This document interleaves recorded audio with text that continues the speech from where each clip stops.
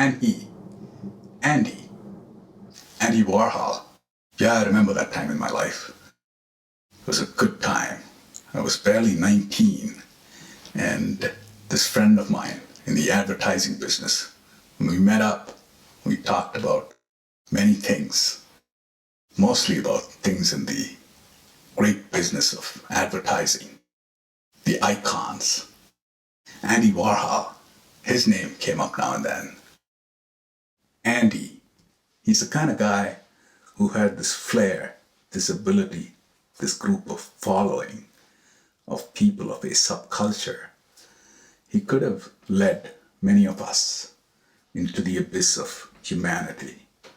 That is, of course, pushing the envelope of thought, but I guess the kind of people who were, well, for example, listening to Bob Dylan, the Grateful Dead. Yeah, Andy Warhol. But then he passed away all of a sudden. And so quite a lot of his quotes, observations, they were turned into maxims. They were commercially distributed. The message of Andy Warhol. He has said a great many things, some, of course, easy to understand, at least on the surface. Then there is some that you, like me, still haven't got. And then there's this one. Art is what you can get away with. I've been to the well of exploration on this one. Art is what you can get away with. It has this ring of dignity to it. You could say it with so many different tones, express so many different moods, be in conversation, speak with authority. Art is what you can get away with. To me, I think it says art is the only area of observation, of social gathering, where the decorum states that in its presence, there should not be conflict. You cannot assert yourself. Art speaks to all of us in our own unique and individual language. I think I stumbled on this great example. It's a sculpture. It is from two different periods in history. One is of wood, medieval, and the other in marble, the Renaissance. The subject is the same, the Pietà. Of course, the first question that you can ask yourself when you view these two is, which one are you more impressed by?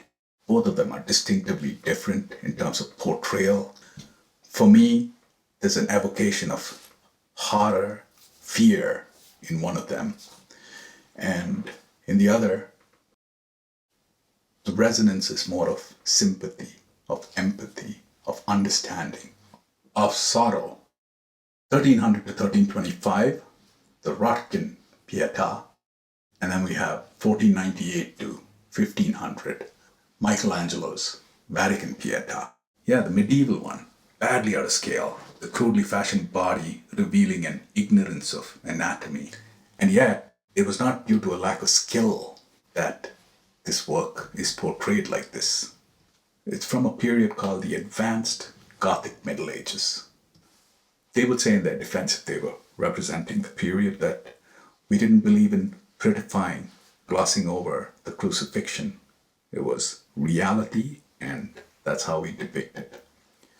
So can we say here, reality equals ethical, and its opposition, in this case, the aesthetic. The Middle Ages seems to have been all about beauty of the spirit. The idea was to keep man busy, not distracted, not questioning, no explorations. And that religion was the only way. You either accept it or you're labeled and punished as a heretic. It was done all in the name of love, because they recognized man was a fallen creature. That's what they tell you. And the Renaissance man, how would he respond? In defense, in opposition, in contempt even. The only intellectual protest against nature that can be called honorable is one that keeps in mind the dignity and beauty of man, and never one that, even if it does not aim at man's degradation and debasement, Nevertheless, it accomplishes just that.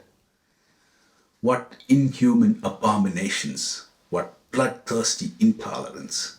It is fodder for such art. And so there'll be a rebuttal and then another response. More questions than conclusions. A path that keeps unwinding. Art, it's what you can get away with.